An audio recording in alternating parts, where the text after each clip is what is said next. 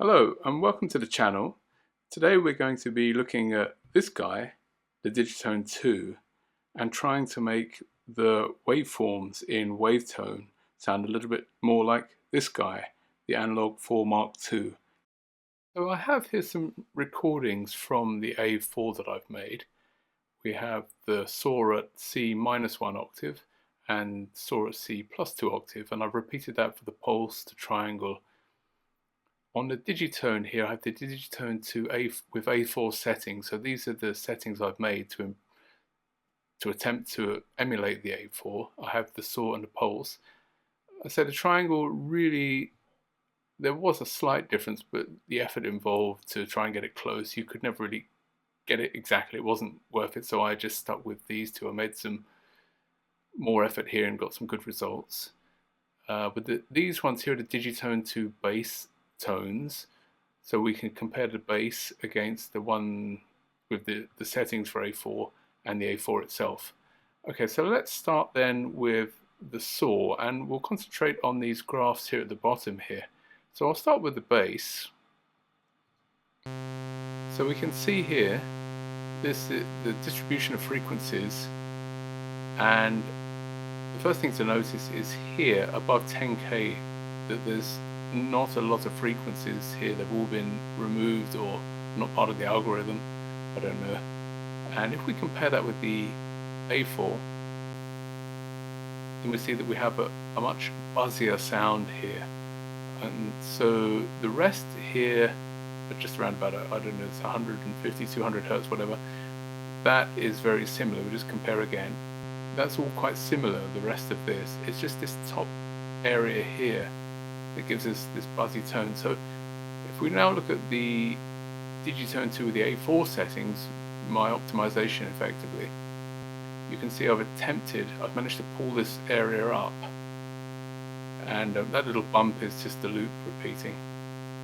And so if we hear these two together, they're a lot closer than this one here. This one doesn't have the overtone. So that was the first effort with the saw. And let's go now to let's just turn that off for a second. Let's just go to the pulse, because here you can really hear the difference. I'll just get these all running. Okay, so we'll start again with the bass. And let's go now to the A4. And you can hear a large difference in tone. Again, this region here, it's a lot thinner on the bass digitone, on the wavetone itself, the wavetone machine. So let's have a listen now to the A4 compared with the A2 Digitone settings. And here it's an improvement. I'm not going to say it's identical, but it's an improvement over this. Get a much buzzier sound. Okay, so I'm not going to go into too much more detail. I don't think we can have a listen maybe to the triangle here. Let's go to the -1 actually. Just have a listen to the triangle. And now the A4. And as you can hear, there wasn't such a large difference. That was my reason for not pursuing the triangle. Okay, let's have a look then at what are the settings on the Digitone. So I have two tracks. I have track 1 has the saw on it, and track 2 has the pulse. And let's just look at the saw basically to begin with. What I've done is I've adjusted the pulse width here, chosen this value for the saw, and set my volume at 85. But the main buzziness comes from, we can look at the filter here. I've reduced the bass a little bit here, down to 43.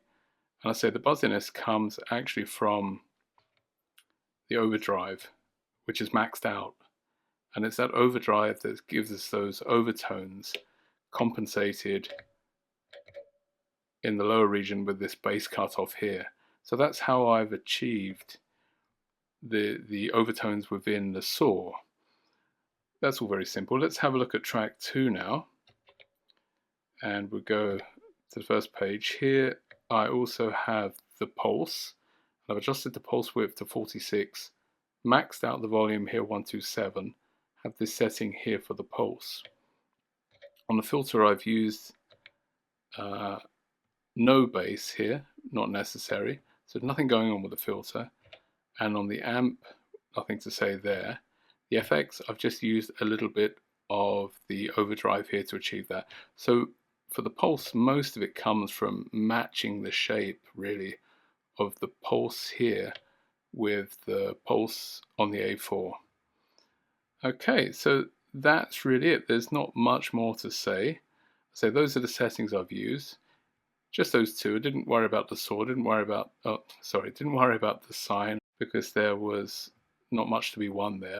So yeah, so that's it really. I hope this video has been useful and that you can make use of it, and thank you for watching. Take care, hopefully see you in the next one. Goodbye.